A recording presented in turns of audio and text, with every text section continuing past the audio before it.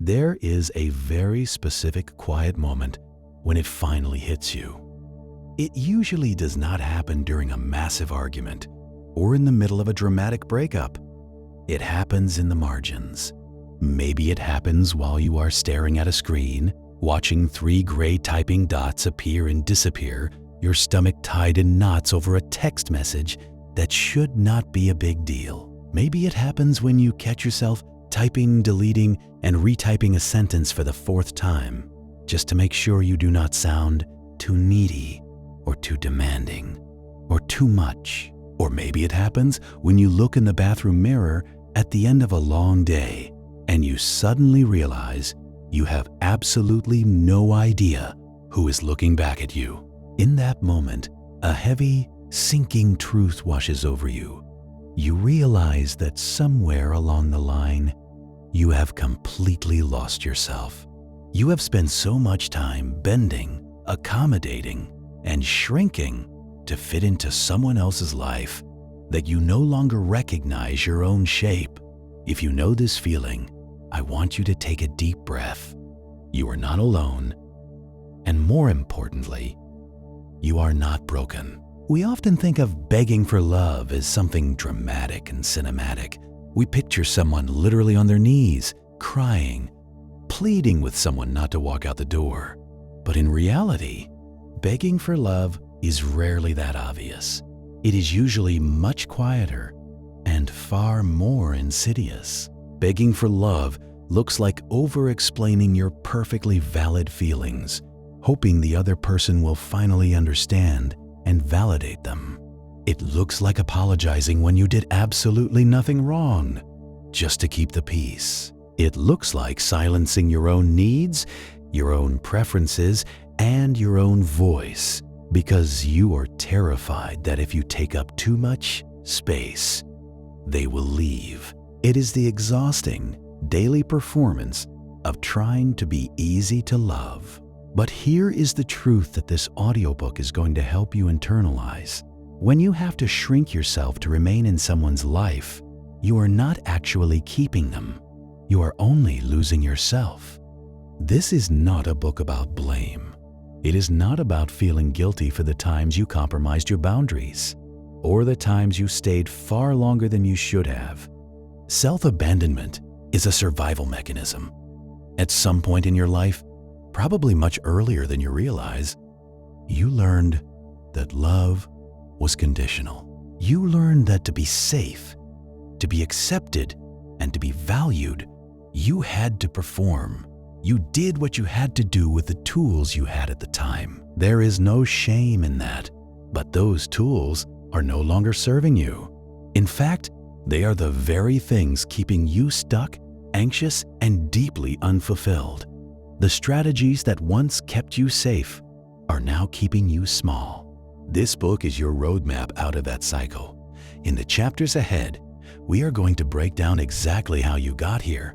We will shine a light on the hidden patterns of self-abandonment and the deep-seated beliefs that make you feel like your worth is negotiable. We will explore the difference between anxious attachment and actual, grounded love. And then, we are going to rebuild. We are going to redefine self-love, not as a soft, passive concept involving bubble baths and repeating empty affirmations in the mirror, but as a fierce, daily discipline. We will talk about boundaries not as walls to keep people out, but as standards that define what you are worth. This journey will not always be comfortable. Choosing yourself, especially when you are used to choosing everyone else, often feels terrifying at first. It feels like you are doing something wrong, but that discomfort is not a warning sign. It is the feeling of growth. It is the feeling of your spine finally straightening. You are about to learn how to withdraw your energy from people and situations that do not meet you halfway. You are about to step into a grounded, calm authority over your own life. It is time to stop waiting. It is time to stop explaining. And it is time to promise yourself that you will never beg for love again. Let's begin. Chapter 1. what begging for love actually looks like. When we hear the phrase, begging for love, our minds immediately jump to extremes. We picture someone standing in the rain, crying outside a car window, or sending desperate, multi-paragraph text messages at 2 in the morning. We think of begging as something loud, chaotic, and deeply embarrassing. Because of this, it is very easy to convince yourself that you do not beg. You might think, I have my dignity. I don't chase people down the street. But real begging is rarely that loud. In fact, it is usually entirely silent. It happens in the mundane, quiet moments of a regular Tuesday afternoon, disguised as patience, disguised as being easygoing. Let's look at what begging actually looks like in practice. Begging is staring at your phone, watching hours pass without a reply, and then immediately responding within seconds when they finally decide to reach out. It is pretending you weren't waiting because you don't want to seem too eager. Begging is swallowing your genuine disappointment when they cancel plans for the 3rd time, responding with a breezy, "No worries," because you are terrified that expressing frustration will make them pull further away. Begging is analyzing their tone of voice, their body language, and their text punctuation, trying to decode their mood so you can adjust your own personality accordingly. If they seem distant, you become overly cheerful. If they seem annoyed, you become invisible. You treat your own personality like a thermostat, constantly adjusting the temperature to keep them comfortable. Often, we wrap this behavior up in a more palatable word. We call it being low maintenance. Society praises the low maintenance partner, the person who never complains, who never demands too much, and who simply goes with the flow. But if you look closely, being low maintenance often requires an exhausting amount of high-level emotional labor. You are working overtime, constantly suppressing your own preferences, your own boundaries, and your own voice, just to ensure you do not create friction. You convince yourself that if you are just easy enough to deal with, if you demand absolutely nothing, they will realize your value and choose you. But that is the tragic flaw in the strategy of shrinking. When you require nothing of someone, they learn to give you exactly that. Nothing. Every time you apologize for taking up space, every time you laugh off a disrespectful comment, and every time you accept breadcrumbs of affection while pretending you are full, you are begging. You are quietly negotiating your worth, hoping the other person will eventually offer you a better deal. It is exhausting. It drains your vitality. It leaves you feeling hollowed out, resentful, and utterly invisible in your own relationships. But before you judge yourself for doing this, you need to understand something crucial. You did not wake up one day and consciously decide to abandon your self-respect. This is not a personality flaw, and it is not a sign that you are weak. This is a deeply ingrained survival strategy. It is a patterned response that you learned a very long time ago. To stop the cycle of begging, we have to look past the current relationship that is causing you pain and look at the original blueprint that taught you how to love in the first place. Chapter 2. The Childhood Wound Behind It All. No child is born believing they are unworthy of love. We arrive in this world completely open, hardwired for connection, and entirely dependent on the people around us for our survival. For a child, emotional connection is not a luxury. It is a biological necessity.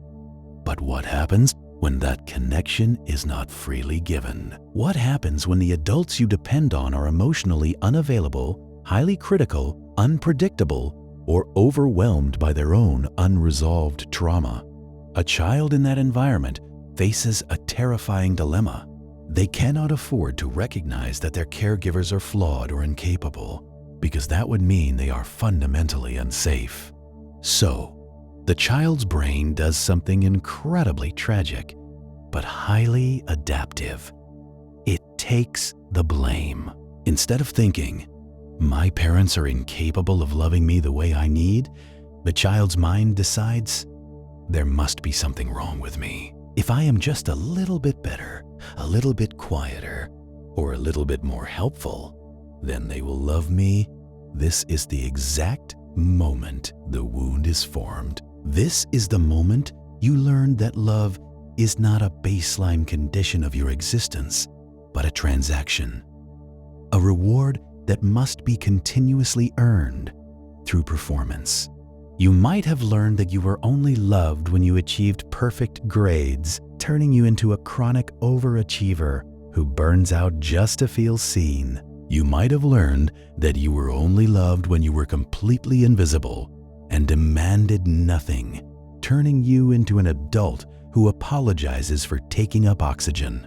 Or you might have learned that love only came after conflict, teaching your nervous system that chaos is synonymous with connection.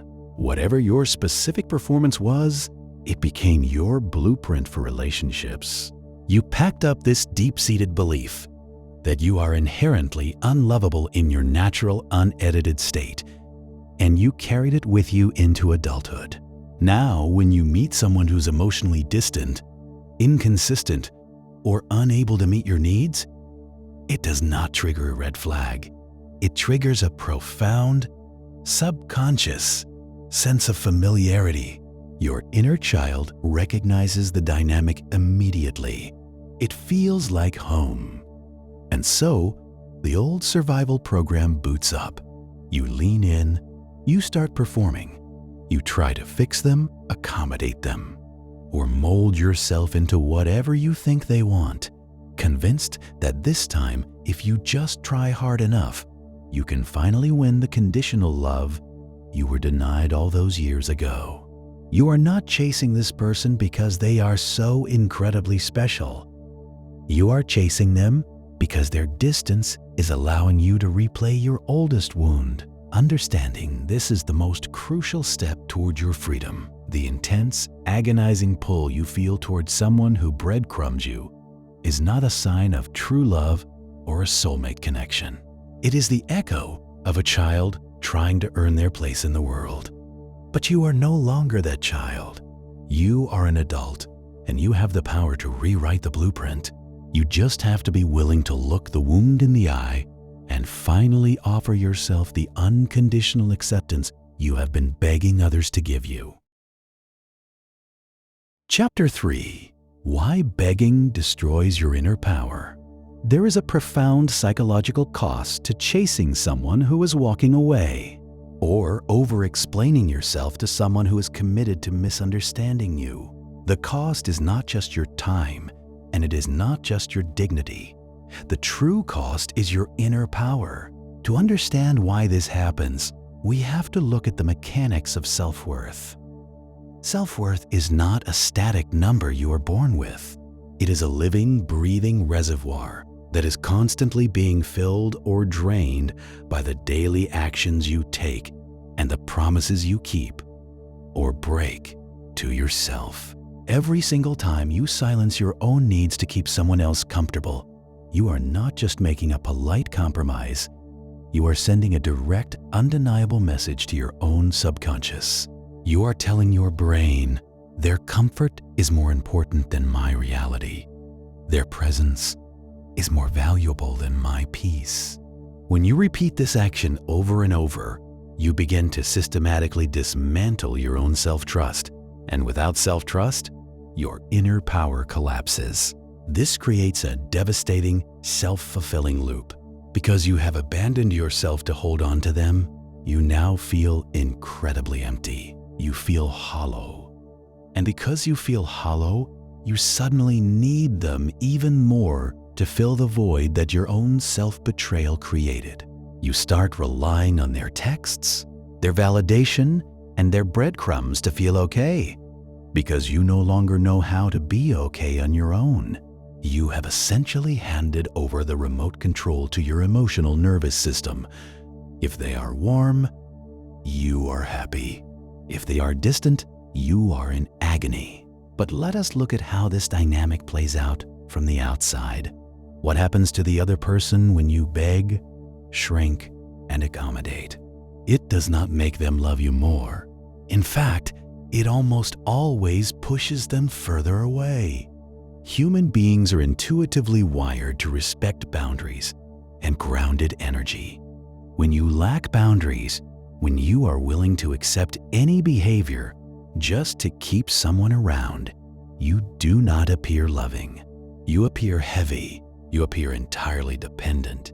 People cannot respect what they can easily trample over. When you constantly bend to their will, they lose the space they need to actually value you. You remove the friction that is necessary for mutual respect to grow. This is the tragedy of over-accommodating. You sacrifice your entire identity to build a bridge to someone, only to find out that they have no interest in walking across it, precisely because you made it too easy. You made yourself a given. And human nature rarely cherishes what it does not have to earn. True inner power is not about controlling the other person. It is not about manipulating them into loving you or playing games to make them jealous. True power is the quiet, unshakable knowing that your emotional baseline is secure, regardless of what they do. It is the ability to state your needs clearly, without apology, and the willingness to walk away if those needs are not met. Every time you beg, you forfeit that power. You trade your sovereignty for a temporary, anxiety-ridden illusion of connection. To stop begging is to stop abandoning yourself. It is the moment you decide that you would rather endure the temporary grief of losing someone else than endure the permanent agony of losing yourself. Chapter 4. Attachment versus real love. One of the most dangerous lies our culture tells us about love is that it is supposed to feel like a roller coaster.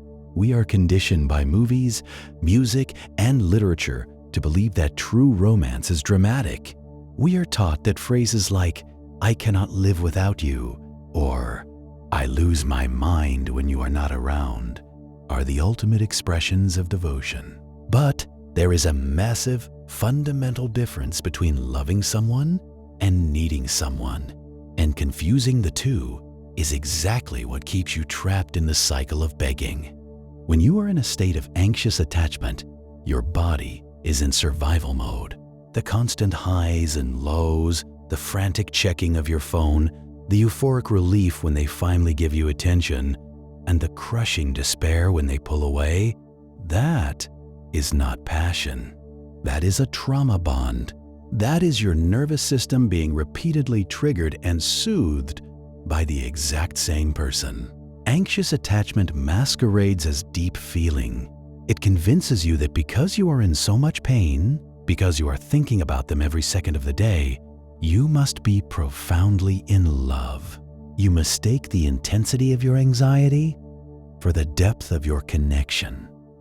But let us look at what is actually happening. When you are desperately holding on to someone who is inconsistent, you are not focused on who they truly are. You are focused on managing their perception of you. Your entire relationship is essentially a crisis management operation. You are so busy trying to secure the connection that you never actually get to experience it. Need says, "I am empty, and you must fill me. If you leave, I will not survive. Therefore, I will do whatever it takes, accept whatever treatment you offer, and abandon my own needs just to ensure you stay." Real love says something entirely different. Real love is not a roller coaster. Real love feels grounded. It feels remarkably beautifully calm. It does not require you to constantly earn your place in the room. It does not ask you to carefully curate your words, suppress your feelings, or perform a lesser version of yourself to avoid causing a disruption. In a healthy dynamic, love is an addition to your life, not the foundation of your survival. You can love someone deeply while simultaneously knowing that if they choose to walk away, you will be entirely okay because your relationship with yourself remains intact. When you shift from attachment to real love, the dynamic changes fundamentally. You stop asking, "How do I make them stay?" And you start asking, "Is this dynamic actually good for me? Does this person make me feel safe? Do I even like who I am when I am around them?" If you find that the only way to sustain a relationship is by shrinking, negotiating your boundaries, or accepting breadcrumbs, you are not protecting love. You are protecting an attachment. You are guarding a fantasy of what the relationship could be, rather than facing the reality of what it currently is. Real love never, under any circumstances, requires you to lose yourself to keep it. It requires the opposite. It requires you to show up fully, authentically, and without apology. If showing up as your true self causes someone to leave, they were never truly there for you in the first place. They were only there for the version of you that was willing to beg. Chapter 5. Self-Abandonment and How It Erodes You. Self-abandonment is a heavy term. When we hear it, we might imagine something drastic, like entirely giving up on our lives, quitting our jobs, or walking away from our responsibilities. But self-abandonment is rarely a single, catastrophic event. It is an accumulation. It is 1,000 tiny, seemingly insignificant betrayals of your own reality, committed day after day until you wake up and realize the foundation of your identity has completely washed away.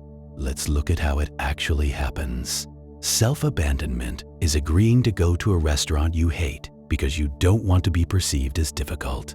It is laughing off a comment that actually hurt your feelings because you don't want to ruin the mood. It is feeling a sudden, sharp intuition that someone is lying to you and immediately convincing yourself that you are just being paranoid or overthinking things. Every time you override your own internal compass to keep the peace, you are abandoning yourself. In the moment, these choices feel practical. They feel like the necessary cost of doing business in a relationship. You tell yourself, "It's just dinner. It doesn't matter. It was just a joke. I shouldn't be so sensitive. I'll just let it go this time." But the subconscious mind does not measure the size of the betrayal. It only registers the pattern. Every time you silence your own preference, your brain records a very specific message. My needs are secondary. My feelings are a burden. My reality is not as important as their comfort. When you repeat this pattern for years, something devastating happens. You begin to erode your own sense of self. Your identity becomes like a piece of sea glass, worn smooth by the constant friction of accommodating other people's waves. You lose your sharp edges. You lose your defining characteristics. This is why, when you are deeply entrenched in the habit of self-abandonment, simple questions become paralyzing. If someone asks you what you want to do, or what your goals are, or even what your favorite movie is, your mind goes blank. You instinctively look to the other person, trying to anticipate their answer so you can mirror it. You have spent so much time being a reflection of what other people want, you no longer know what you want when the mirror is taken away. And the tragic irony of self-abandonment is that it never actually creates the deep connection you are hoping for. You cannot truly connect with another human being if you are not actually there. When you abandon yourself to be in a relationship, you leave a ghost in your place. A compliant, agreeable, shape-shifting ghost. The other person may enjoy the lack of conflict, and they may appreciate the convenience of your accommodation, but they cannot love you because the real you has left the building. Furthermore, self-abandonment breeds a silent, toxic byproduct: resentment. You may smile and say yes on the outside, but your body keeps a meticulous ledger of every time you compromised your truth. Over time, that ledger becomes heavy. You start to feel quietly angry at the people around you. You feel unappreciated. You wonder why no one ever asks what you want, completely ignoring the fact that you have trained them for years not to ask. The path back to yourself begins by recognizing these micro-betrayals. It begins by noticing the exact moment you are about to say, "It's fine," when it is absolutely not fine. Rebuilding your identity requires you to stay in the room with yourself, especially when it is uncomfortable, and finally let your own voice be the loudest one you hear. Chapter 6. Overgiving is self-rejection in disguise. If you were to ask the people in your life to describe you, there is a good chance they would use words like generous, selfless, and caring. You are likely the person who remembers everyone's birthday, the one who drops everything to help a friend in crisis, and the partner who goes out of their way to make life easier for the person you love. You pride yourself on being a giver, and on the surface, giving is a beautiful trait. But when you are trapped in a cycle of begging for love, giving stops being an act of generosity.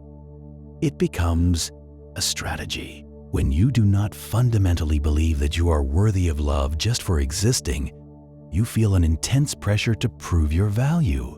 You believe you have to pay rent for your space in someone's life, and the currency you use to pay that rent is overgiving. Overgiving looks like anticipating your partner's needs before they even articulate them. It looks like managing their schedule, solving their emotional problems, and taking on their responsibilities so they don't have to stress. It is constantly buying gifts, picking up the tab, or driving miles out of your way to accommodate them, even when you are exhausted. You tell yourself you are doing this because you love them. But if you are entirely honest with yourself, there is a hidden motive running quietly beneath the surface. It is a covert contract. The unspoken contract is this: if I make myself completely indispensable to you, if I make your life so incredibly easy and comfortable, then you will realize how much you need me. And if you need me, you cannot leave me. In this dynamic, you are not actually giving to them. You are trying to purchase emotional security for yourself. You are trying to buy insurance against abandonment. This is why overgiving is actually a form of self-rejection. By constantly overwhelming the other person with favors and support, you are sending a clear signal that you do not trust your actual self to be enough. You are hiding behind your utility.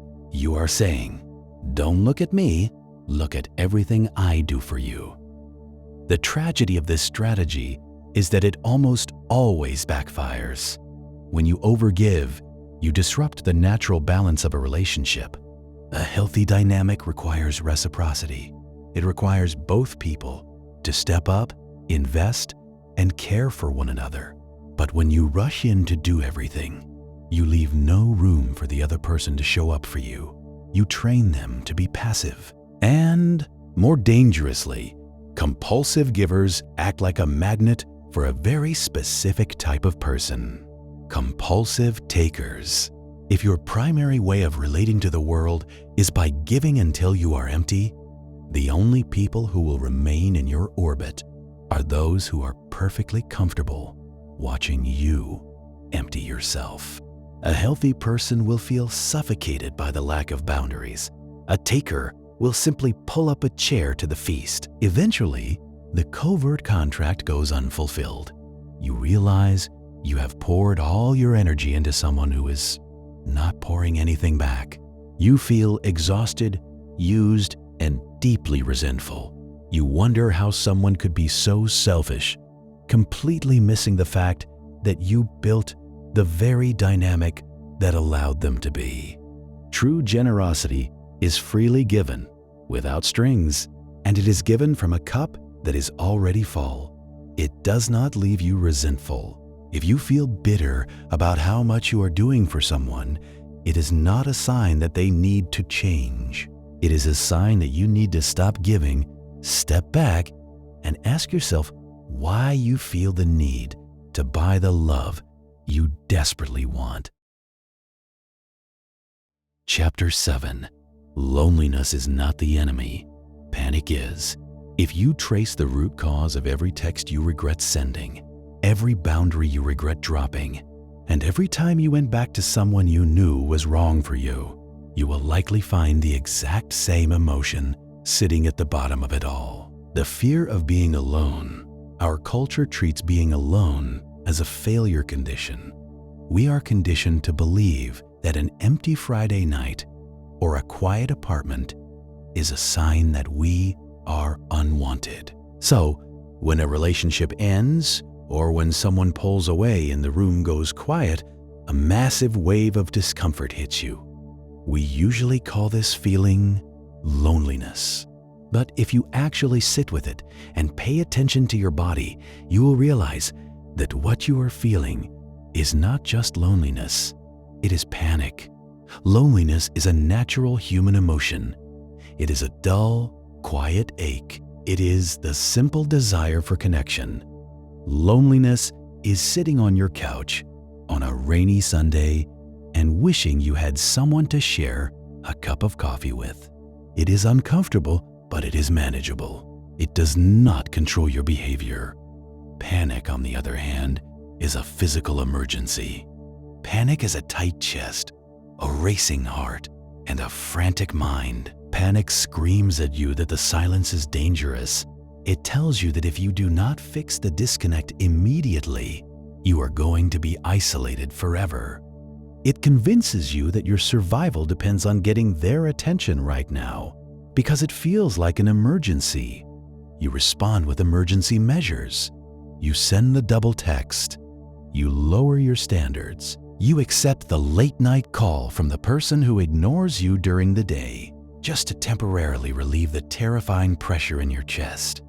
You drink poison, simply because you are terrified of being thirsty. This panic is not actually about the other person. They are just the pacifier you are using to soothe an old wound. The panic is that original childhood fear rushing to the surface, the deep, primal terror of being left behind and uncared for. To break the cycle of begging, you have to separate the loneliness from the panic. You have to learn how to sit in an empty room and realize that you are not in danger. The next time they pull away, or the next time you feel the overwhelming urge to reach out and seek validation, I want you to stop. Do not pick up the phone. Sit on the couch, put your hand on your chest, and simply breathe through the wave. Let the panic rise, and then let it fall. Tell your nervous system that you are an adult, that you are safe, and that an unanswered text is not a threat to your survival. When you stop treating a quiet room like a burning building, everything changes. You realize that you can actually survive the discomfort of being alone. And once you know you can survive it, you are no longer a hostage to it. You will never again have to accept scraps of affection just to keep the quiet away. Chapter 8. The relationships that trained you to shrink. We do not learn how to love in a vacuum. We learn by observation, by trial and error, and most importantly, by the feedback we receive from the people who shape our early world. If you find yourself chronically shrinking to keep others comfortable, it is vital to understand that this behavior was not a choice you made out of weakness. It is a highly specific skill you were taught. You were trained. Let us look at the training grounds with compassion, not to assign blame, but to dismantle the belief that this is simply just the way you are. For many, the first training ground was the family home. Perhaps you had a parent who was emotionally volatile, and you quickly learned that the only way to maintain peace in the house was to become invisible. You learned how to read the heavy atmosphere in a room the moment you walked through the door, adjusting your mood to act as a buffer for their unregulated emotions. Or maybe you had a parent whose love was strictly tied to your achievements. In that house, your worth was not a baseline. It was a trophy you had to win every single semester, on every single stage. You learned that being yourself was not enough. You had to be useful, perfect, or quiet. Then you took that training into your early friendships. You might have found yourself gravitating toward dominant personalities who took up all the oxygen in the room. You became the good listener, the one who never had problems of their own, the one everyone came to for advice. You thought this meant you were a great friend, but in reality, you were subconsciously repeating the family dynamic, securing your place in the group by making yourself indispensable and undemanding. And then came romantic relationships. When you carry the belief that your worth is negotiable, you inevitably attract partners who are willing to negotiate it. You likely encountered someone who was charismatic but deeply inconsistent. Someone who made you feel like you were the center of their universe one week and a complete burden the next. This is where the training was perfected. When they pulled away, they punished your perfectly normal desire for closeness by calling you needy or too much. Because you were already primed to believe you were flawed, you absorbed their critique as the absolute truth. You apologized for having feelings. You started editing your text messages. You learned to suppress your intuition, convincing yourself that your boundaries were actually just you being difficult. Every time they rewarded your shrinking with a breadcrumb of affection, the training was reinforced. It is painful to look back at these dynamics and see the common denominator. It is painful to realize how much of your life has been spent auditioning for a role in someone else's story. But there is massive power in this realization, because if you were trained to shrink, it means you can be untrained. You are no longer the child trying to manage a parent's mood. You are no longer the teenager trying to keep the friend group happy, and you are no longer the person who has to accept inconsistent, punishing behavior just to feel chosen. The training is over. It is time to step out of the classroom. Look at the people who taught you your worth was negotiable and decide that you are never returning to that school again. Chapter 9. Self-love is not soft. It is discipline. Mainstream culture has completely hijacked the concept of self-love. If you search for the term online, you will be bombarded with images of bubble baths, expensive face masks, and pastel graphics telling you to just treat yourself. We have been sold a version of self-love that is essentially just consumerism, disguised as emotional healing. And while there is absolutely nothing wrong with taking a bath or buying yourself something nice, those things will not fix a fractured sense of self-worth. If you are deeply trapped in a cycle of begging for love and abandoning your own needs, a face mask is like putting a small bandage on a bullet wound. It is time to reframe what this concept actually means. Real self-love is not soft. It is not an indulgence. It is a fierce, uncompromising discipline.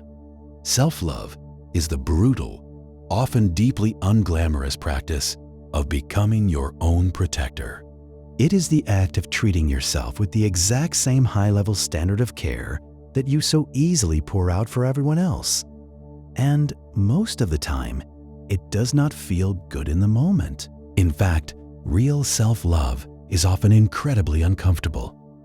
Discipline looks like turning your phone off at 10 o'clock at night and going to sleep instead of staying awake until 2 in the morning, flooded with anxiety, waiting for a text message that is only going to leave you feeling hollow anyway. Discipline looks like sitting with the agonizing discomfort of silence rather than reaching out to someone who has repeatedly shown you they do not respect your time. Discipline is standing up and walking out of a room when you are being spoken to with disrespect, even when every anxious fiber of your being is screaming at you to stay, apologize, and de-escalate the conflict. It is looking in the mirror and saying, I am no longer going to participate in my own degradation. We think of discipline as something rigid, like going to the gym or sticking to a strict budget. But emotional discipline is exactly the same mechanism. It is the ability to override your immediate panic-driven impulses in order to protect your long-term peace. You cannot simply affirm your way out of low self-worth. You cannot stand in front of a mirror and repeat, I am worthy 10 times, and then immediately go back to accepting breadcrumbs from a partner who treats you like an option. Your brain is too smart for that. It watches your actions, not your affirmations. To build genuine self-love, you have to start keeping your promises to yourself. You have to prove to your own subconscious that you are finally stepping into the role of the adult, and that you will no longer allow the frightened inner child to drive the car. When you start practicing self-love as a discipline, your life will begin to change. Not because you suddenly feel beautiful every day, but because you become a person who simply refuses to settle for less than what you require.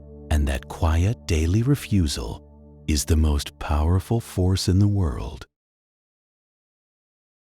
Chapter 10. Boundaries are the highest form of self-love. When most people hear the word boundaries, they immediately picture a fortress. They imagine thick brick walls, pulled-up drawbridges, and a defensive posture designed to keep everyone out. If you have spent your life overgiving and shrinking, the idea of setting a boundary probably feels aggressive, cold, or even selfish. But this is a fundamental misunderstanding of what a boundary actually is. A wall is built out of fear. It is a trauma response designed to shut the world out so you cannot be hurt again. A boundary, on the other hand, is built out of profound self-respect. It is not a wall, it is a standard. It is a clear, quietly communicated line that tells the world, this is where I end and this is where you begin. This is what I will accept and this is what I will not. Boundaries are not about controlling the other person. This is where we often get it wrong. You cannot set a boundary that says you are not allowed to speak to me that way. You have no control over how another human being chooses to behave. A true boundary is entirely about your behavior. It says, if you choose to speak to me that way, I will end the conversation and leave the room. Do you see the difference? One is an attempt to control the uncontrollable. The other is a reclamation of your own autonomy. The problem is that when you have operated without boundaries for your entire life, the people around you have grown very comfortable trespassing on your property. They are used to having full access to your time, your energy, and your emotional labor. So, when you finally put up a fence and lock the gate, they are going to push back. They will call you difficult.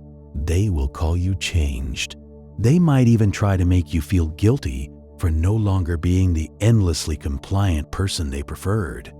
And when that pushback happens, you are going to feel a massive wave of guilt. This is the exact moment where most people fold.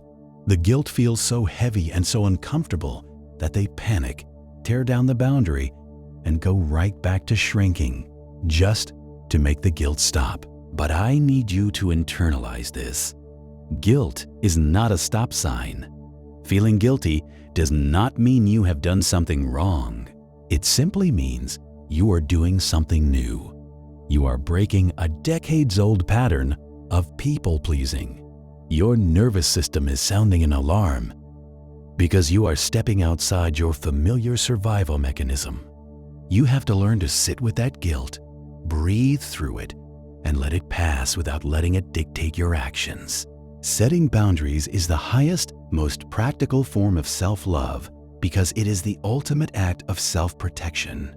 It is the moment you finally look at yourself and say, I value my peace more than I value their approval. You do not need to be mean to set a boundary. You do not need to raise your voice or write a dramatic, angry paragraph. The most powerful boundaries are set with a calm, grounded, and unshakable authority. It is simply a quiet shift in your reality. It is the realization that your access is a privilege, and you are no longer handing out the keys to people who refuse to wipe their feet at the door. Chapter 11. How Emotional Independence Changes Everything. When you have spent years tangled in anxious attachment, the phrase emotional independence can sound cold. It can sound like you are supposed to stop caring, shut down your feelings, and become a hyper-independent lone wolf who never lets anyone get close. But that is not emotional independence. That is just another trauma response. It is the armor you put on when you are too exhausted to keep begging, but still too afraid to actually heal. True emotional independence does not require distance. It does not require you to be guarded or aloof. In fact, emotional independence is the only thing that allows you to be truly vulnerable, because you are no longer terrified of what happens if the other person walks away. Emotional independence is the quiet, internal knowing that your survival is no longer tied to someone else's validation. It is the shift from saying, "I need you in order to be okay," to saying, "I am already okay, and I choose to share my life with you."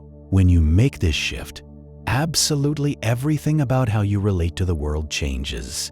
First, the frantic energy of your relationships dissipates. When you are no longer treating a relationship like a life raft, you stop panicking every time the water gets a little choppy. If they are in a bad mood, you no longer automatically assume it is your fault, and you do not rush to fix it. You let them have their mood, while you remain grounded in your own.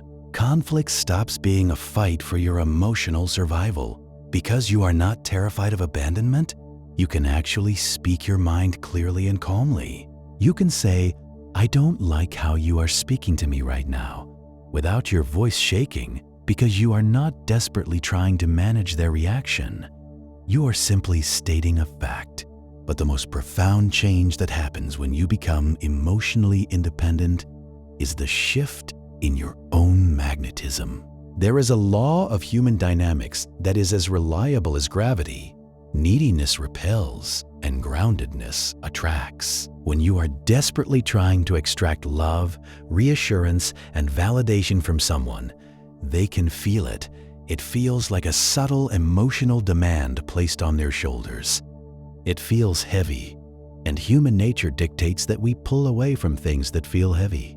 But when you withdraw that demand, when you are genuinely full on your own, living your life, pursuing your goals, and holding your own boundaries, you become incredibly magnetic. You stop chasing, and ironically, people start stepping toward you. They are drawn to the peace of your presence. They respect the fact that you do not require them to manage your emotional state. You become a high-value presence in their life precisely because you are no longer treating yourself as a low-value commodity. Emotional independence does not mean you do not want love. It means you have finally elevated your standards for what love is supposed to look like. You realize that a relationship should be two whole people walking side by side, not two fractions trying to complete each other. And once you experience the freedom of standing on your own 2 feet, you will never go back to crawling just to stay in someone's life. Chapter 12. Choosing Yourself Without Guilt. When you finally make the decision to stop shrinking, you expect it to feel victorious. You imagine setting a boundary, walking away from a toxic dynamic, and immediately feeling a rush of profound empowerment and relief. But that is rarely what actually happens. Most of the time, the moment you finally choose yourself over someone else's comfort, you do not feel empowered. You feel nauseous. A massive, suffocating wave of guilt crashes over you. You replay the conversation in your head 100 times, wondering if you were too harsh, if you should apologize, or if you just made a terrible mistake. This guilt is the final, most difficult barrier to cross on the path to emotional freedom. It is the invisible tether that keeps you anchored to your old habits. To overcome it, you have to completely change your relationship with the feeling of guilt. Right now, you are treating guilt as a moral compass. When you feel guilty, your brain automatically assumes you have done something wrong. You think, I feel bad, therefore, I must have been selfish. I need to fix this. But when you are recovering from a lifetime of people-pleasing and self-abandonment, your compass is broken. Your nervous system has been programmed to interpret someone else's displeasure as a threat to your survival. So, let us recalibrate the compass. When you set a boundary, the guilt you feel is not a sign that you have done something wrong. It is simply a sign that you are doing something new. It is the friction of your old programming resisting your new standard. Think of it like muscle soreness after you go to the gym for the first time in years. Your muscles ache, but that pain does not mean you injured yourself. It means you are breaking down old, weak tissue so that stronger tissue can grow in its place. The guilt is simply emotional soreness. The mistake you have been making is letting the guilt make decisions for you. In the past, the moment the guilt hit, you would panic, drop the boundary, and run back to fix the other person's mood, just to make the uncomfortable feeling stop. You have to stop negotiating with the guilt. You have to learn how to sit on the couch, feel the knot in your stomach, feel the intense urge to text them an apology, and choose to do absolutely nothing. You let the guilt wash over you, and you wait it out. You survive it. You must also accept a harsh reality. When you start choosing yourself, you are going to become the villain in someone else's story. The people who benefited from your lack of boundaries will not celebrate your new self-respect. They will call you selfish. They will call you cold. You have to be willing to let them be wrong about you. You cannot control their narrative, and trying to manage their perception of you is just another form of begging. Let them think you are the villain. Let them be angry. Their disappointment is not your responsibility to manage. Every time you sit through the guilt without folding, the tether gets weaker, and eventually you will wake up one day and realize that the guilt is completely gone, replaced by a deep, unshakable peace. You will finally understand that choosing yourself is not an act of selfishness. It is an act of survival. Chapter 13. What happens when you stop chasing? Let us be completely honest about what happens on day one when you finally stop chasing. When you stop double texting, stop over-explaining, and stop initiating every single interaction, the result is usually not a sudden, dramatic realization on their part. The result is usually silence. And in that initial silence, the panic we talked about earlier will try to rise again. Your mind will try to convince you that if you just send one more message or make one more compromise, you can fix the quiet. But you have to hold the line, because as the days go by, that silence is going to reveal a brutal, undeniable truth. You are going to see exactly how much of the relationship was being sustained entirely by your effort. If a relationship completely collapses the moment you stop doing all the heavy lifting, it was never a relationship. It was a one-person performance. You were not in a partnership. You were managing a phantom. Seeing this reality is painful, but it is also the most deeply liberating thing you will ever experience. When you withdraw your energy from people and situations that refuse to meet you halfway, you are going to lose things. You will lose the illusion of potential. You will lose the comforting fantasy of who you hoped they would turn out to be. You will lose the people who were only in your life because you were convenient. But look at what you gain. First, you gain a massive return of your own life force. Chasing someone is a full-time job. It drains your mental bandwidth, ruins your sleep, and fractures your focus. When you stop obsessing over someone else's unpredictable behavior, all of that hijacked energy suddenly floods back into your own life. You will be shocked at how much time and clarity you have when you are no longer running a crisis management center in your head. Second, you gain a radical sense of clarity. When you stop leaning forward, you can finally see who actually steps toward you. You stop trying to force square pegs into round holes. If someone wants to be in your life, you let them prove it with their actions, not your excuses. But the most important thing you gain is trust in yourself. Every day that you refuse to chase, you are building the foundation of your own emotional fortress. You are proving to your subconscious that you are strong enough to walk away from a bad deal. You are proving that you would rather stand alone in the truth than live on your knees in a lie.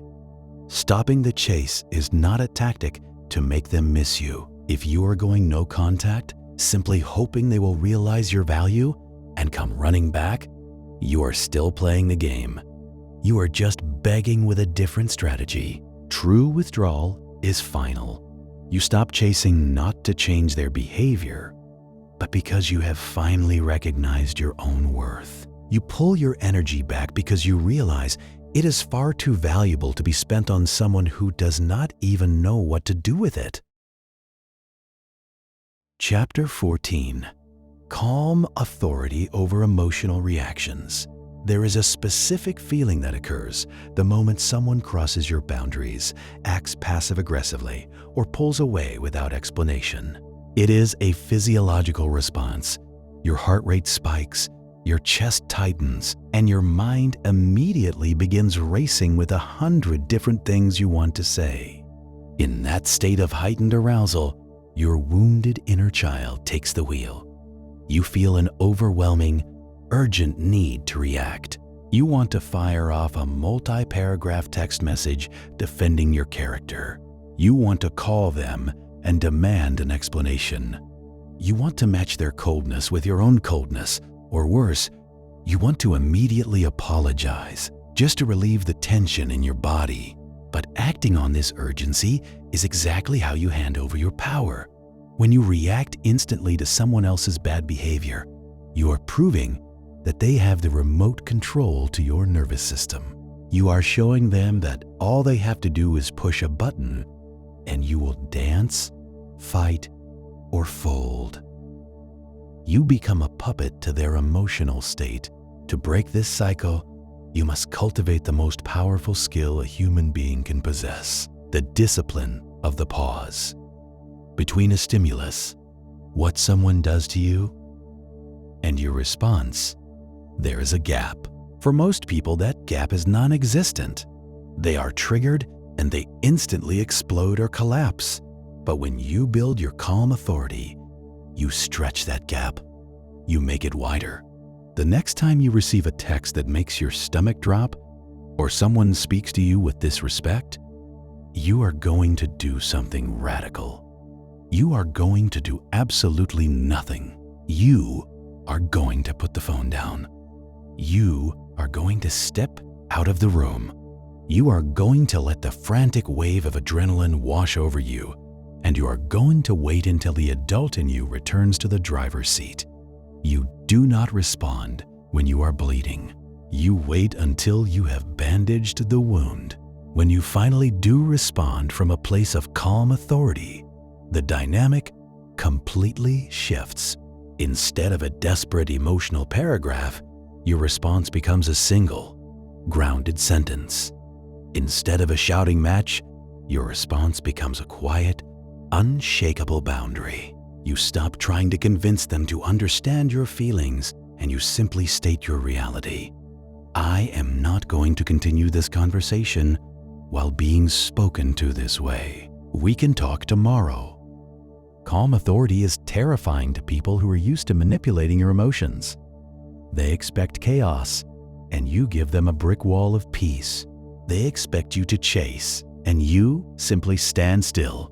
You stop letting their storms dictate your weather. You realize that you cannot control how they act, how they feel, or what they say, but you have absolute, uncompromising control over what you choose to participate in, and you simply refuse to participate in chaos anymore. Chapter 15. The version of you that never begs again. As you near the end of this journey, you might have a specific image in your head of the person you are supposed to become. You might picture someone who is completely bulletproof, someone who never feels lonely, never gets triggered, and walks through life with a cold, untouchable armor, completely unaffected by the actions of others. If that is the goal you are striving for, I need you to let it go right now. That is not healing.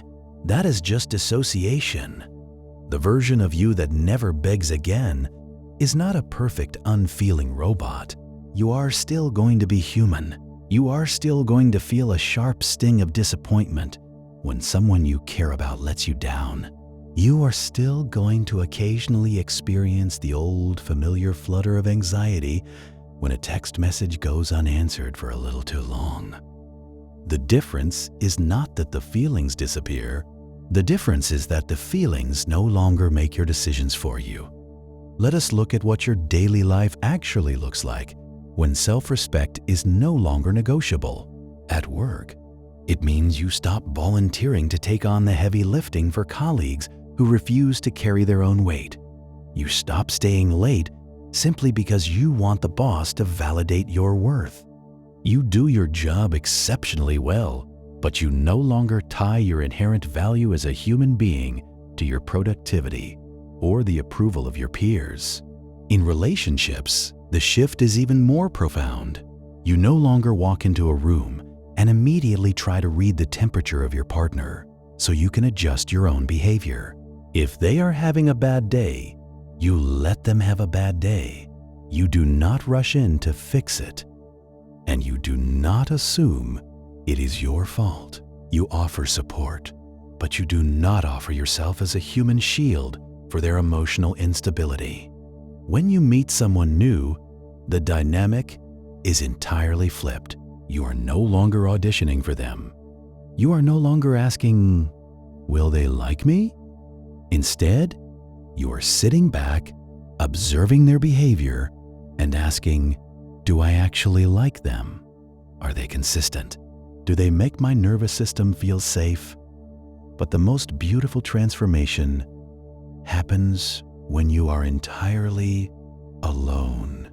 The silence of your own company stops feeling like a waiting room for someone else to arrive.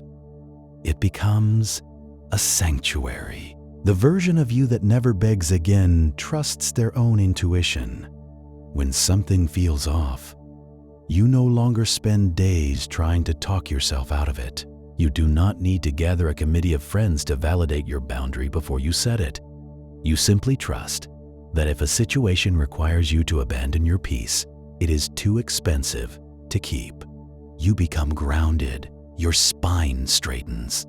You realize that you have always possessed the exact love you spent your entire life begging other people to give you.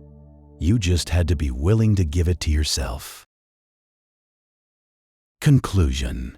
A letter to the you who finally chose yourself. To the person listening to this right now, whether you are driving in your car, walking outside, or just sitting quietly in your room, I want you to take a deep breath. Let your shoulders drop. Unclench your jaw. I want you to think for a moment about the past version of yourself. The version who spent so many nights staring at a screen, waiting for a breadcrumb. The version who swallowed their own voice to keep the peace. The version who believed, deep down, that they had to earn their right to take up space in the world. I do not want you to look back at that person with embarrassment or judgment. I want you to look back at them with profound compassion. That version of you was trying to survive.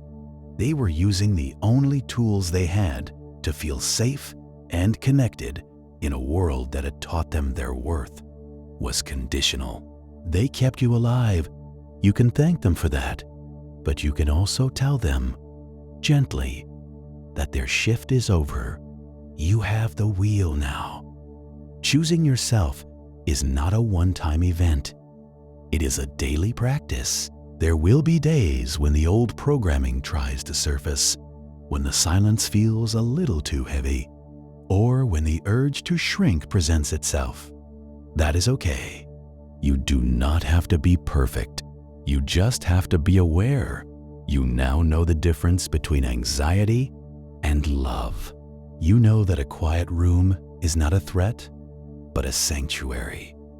You know that the people who belong in your life will never ask you to fold yourself into a smaller shape just to fit beside them. From this moment forward, you are making a quiet, unbreakable vow. You will no longer betray yourself to keep someone else comfortable. You will no longer accept confusion as an answer. You will no longer treat your boundaries as suggestions, and you will never again try to convince someone of your value. If they do not see it, you will not over-explain it. You will simply pack up your energy, wish them well, and walk away. It is incredibly peaceful on this side of the line. The frantic noise is gone. The exhausting performance is over. You do not have to be loud about it, and you do not have to prove your new strengths to anyone. You just get to live it. You are the one you have been waiting for. You are safe in your own hands. Stand tall, breathe deep, and never beg for love again.